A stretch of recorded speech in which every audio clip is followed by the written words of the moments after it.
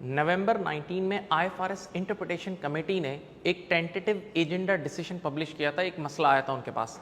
मसला ये था प्लेयर्स राइट्स का। ऐसे फुटबॉल क्लब्स हैं दुनिया में जो प्लेयर्स के राइट्स खरीदते हैं, अपने इलेक्ट्रॉनिक सिस्टम में एंटर करते हैं, वो राइट्स बाइंडिंग होते हैं। एक बार प्लेयर आपके पास आ गया तो वो आपको छोड़ के नहीं जा सकता और ये इन्फोर्सेबल भी होते हैं। फिर आप उस प्लेयर से डिफरेंट मैचेस खिलवाते हैं, उसको डेवलप करते हैं और अल्टीमेटली आप उस प्लेयर को ट्रांसफर कर देते हैं किसी और क्लब को, यानी आसान लफ्जों में बेच देते हैं, सेल आउट कर देते हैं या डिस्पोजल कर देते हैं। अब प्रॉब्लम क्या था? प्रॉब्लम ये था कि इस डिस्पोजल की अकाउंटिंग क्या होगी। अच्छा, एक चीज, इनिशियली जब आप प्लेयर खरीदते हो ना, तो प्लेयर का खरीदना, वो राइट्स का खरीदना एक नॉन मॉनेटरी ट्रांजैक्शन है, plus legal and enforceable rights भी हैं। तो IAS 38 के थ्रू इनटेंजिबल एसेट ये रिकॉर्ड हो जाएंगे राइट्स, और ये इस पे तो सब मुत्तफिक हैं। लेकिन फड्डा इस बात पे उठाता है कि भाई इसके बेचने के वक्त, डिस्पोजल के वक्त क्या ट्रीटमेंट होंगे। तो इस प्रॉब्लम के दो ट्रीटमेंट थे। कुछ लोग कहते थे कि जब आप इसको डिस्पोज ऑफ करोगे ना, तो इसको आपने नॉर्मल IAS 38 का इंटेंजिबल एसेट के थ्रू ही रिकॉर्डिंग की है, तो बेचते वक्त जैसे आप एक प्रॉपर्टी प्लांट एंड इक्विपमेंट का डिस्पोजल करते हो ना, तो गेन और लॉस ऑन डिस्पोजल निकालते हैं, बस वही गेन और लॉस ऑन डिस्पोजल निकालना, और कंप्लीट प्रोसीड को रेवेन्यू ट्रीट नहीं करना जैसे normal property plant and equipment को बेचते वक्त करते हैं। ठीक है। दूसरी पार्टी ने कहा नहीं नहीं यार, अब दूसरी पार्टी ने एक चीज पिक की इस पे।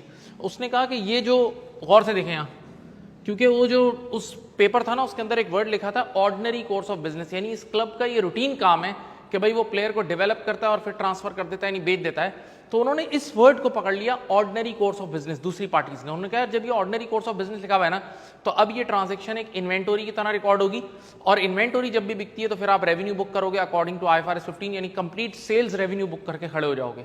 तो अब ये दो क्लैशेस थे भाई, अब इसका क्या हल है। अच्छा, कुछ लोगों ने, अब जरा सुनिए, जब ये इशू आता है तो फिर इस बोर्ड में डिस्कशन होती है, तो डिफरेंट लोग डिफरेंट अपना ओपिनियन देते हैं, और बाकायदा हकीकत ये है, जो IFRS पढ़ने वाले लोग हैं, IFRS को समझने वाले लोग हैं, वो जानते हैं कि कुछ IFRS के मसाइल ऐसे होते हैं जिसपे अलग अलग राय होती है। बाकायदा PwC का अलग डिसीजन होता है, EY का अलग होता है। आप जाके पेपर्स पढ़ें तो उसमें यूँ लिखा होता है भाई इस मसले पर PwC की ये राय है, EY की ये राय है, KPMG की ये राय है, ये चलता है, इतना है, क्योंकि चीज़ों में जजमेंट होती है, बहुत सारी चीज़ें होती हैं। तो अब एक पार्टी ने, मेजॉरिटी लोगों ने तो पॉइंट नंबर 1 को सपोर्ट किया और वही फाइनल डिसीजन था। अच्छा, सेकंड वाली पार्टीज जो IAS 2 वाले के सपोर्टर है, उन्होंने एक और चीज बोला एक काम करना चाहिए कि यहाँ पर एक एग्जाम्पशन ले आनी चाहिए। जैसे IAS 16 के अंदर एक पैराग्राफ 68A है, उसमें ये एग्जाम्पशन है कि भाई अगर आपके पास एक प्रॉपर्टी प्लांट एंड इक्विपमेंट है और आप उसको रूटीन में रेंट आउट करते हैं, और जब रेंट आउट करके पुराना हो जाता है तो एंड में आप उसको बेच देते हैं in ordinary course of business. तो अब इसकी ट्रीटमेंट ऐसे होगी कि पहले तो ये IAS 16 में रहेगा, लेकिन जब बेचने का वक्त आएगा तो आप इसको इन्वेंटोरी में ट्रांसफर करोगे, और इन्वेंटोरी में ट्रांसफर करने के बाद जब बेचोगे तो पूरी की पूरी प्रोसीड IFRS 15 रेवेन्यू वाली रिकॉर्ड होगी, और यहाँ IFRS 5 वाली अकाउंटिंग रिकॉर्ड नहीं होगी, हेल्ड फॉर सेल वाली अकाउंटिंग रिकॉर्ड नहीं होगी।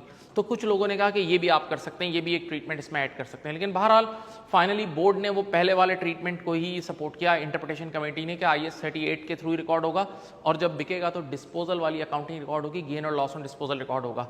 आप लोगों से रिक्वेस्ट है आप भी इस पर कॉमेंट करें, क्योंकि डेफिनेटली ये एक ऐसा इशू था, प्रैक्टिकल इशू था, और अगर आप हमारा फुल IFRS कोर्स ज्वाइन करना चाहते हैं तो आप मुझे कॉन्टैक्ट कर सकते हैं। Thank you.